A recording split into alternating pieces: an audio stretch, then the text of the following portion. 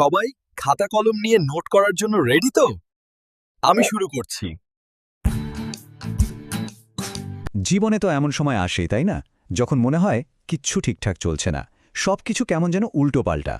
এই যে একটা অসহায় লাগা, এখান থেকে বেরোনোর পথটা কি? রবীন্দ্রনাথ ঠাকুরের বোঝাপড়া কবিতাটা কিন্তু ঠিক এই ব্যাপারেই কথা বলে। চলুন আমরা একসাথে আজ এই অসাধারণ কবিতাটার সহজ মানেটা খোঁজার চেষ্টা করি। দেখুন, জীবন তো আর একটা সোজা রাস্তায় চলে না, তাই তো? এর বাঁকে বাঁকে কত যে চমক অপেক্ষা করে থাকে। জীবনের এই যে অনিশ্চয়তা, এই যে মাঝে মাঝে মনে হয় অবিচার হচ্ছে, এটা আসলে আমাদের সবারই একটা কমন সমস্যা। এটা আমাদের সবাইকেই ফেস করতে হয়। কিন্তু প্রশ্নটা হলো, কেন হয় এমনটা? কখনো কি এমন হয়েছে যে সবকিছু বেশ ভালোই চলছিল, একদম মসৃণ, আর হঠাৎ করে কোত্থেকে যেন একটা ঝড় এসে সবকিছু ওলটপালট করে দিয়ে গেল? এই অনুভূতিটা কিন্তু আমাদের প্রায় সবারই চেনা। এই প্রশ্নটাই তো আমাদের মাথায় ঘোরে যে কেন এমন হয়। চলুন এর উত্তর খোঁজা যাক। মানে ধরুন একদম অপ্রত্যাশিত একটা বিপদ, বা খুব কাছের মানুষের কাছ থেকে পাওয়া একটা আঘাত, কিংবা হয়তো এমন কোনো স্বপ্ন যা পূরণ হলো না। এই কষ্টগুলো কিন্তু আমাদের সবারই থুপছে না। এগুলো কোনো আজকের সমস্যা নয়, বুঝলেন? এগুলো মানব ইতিহাসের শুরু থেকেই মানুষের সঙ্গী। হ্যাঁ, ঠিক তাই। কবিগুরু তো বলেইছেন যে এটা মান্ধাতার আমল থেকেই চলে আসছে। জীবনের এই হঠাৎ ধাক্কাগুলো, এই কষ্টগুলো, এগুলো মানব অস্তিত্বের একটা অংশ। আর এই কবিতাটা ঠিক এই কঠিন সত্যিটাকেই আমাদের সামনে তুলে ধরে। আচ্ছা, তাহলে এই যে একটা ইউনিভার্সাল প্রবলেম, এর সমাধানটা কি?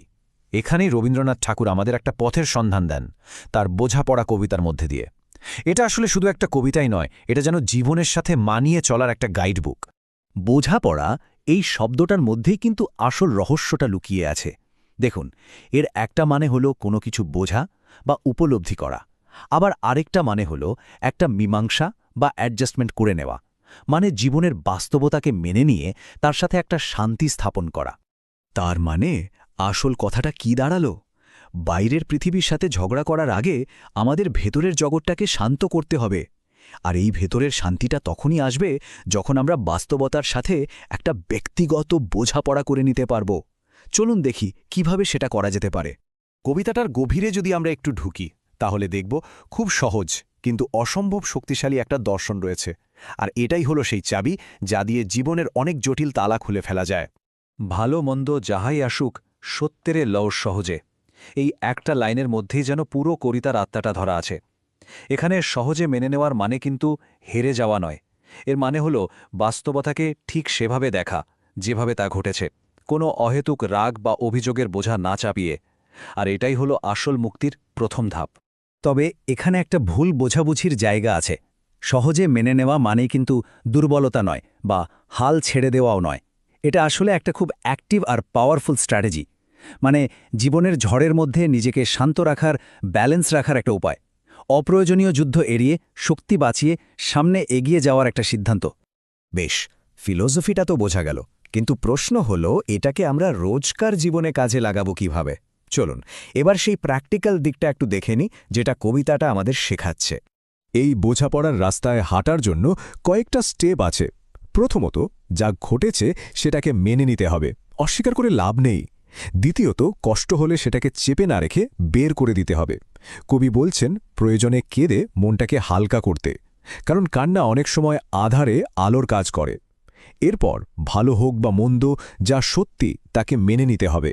আর সবশেষে যা চলে গেছে তা নিয়ে আফসোস করে সময় নষ্ট না করে সামনে তাকাতে হবে। দেখুন, ব্যাপারটা তাহলে দুটো রাস্তার মতো।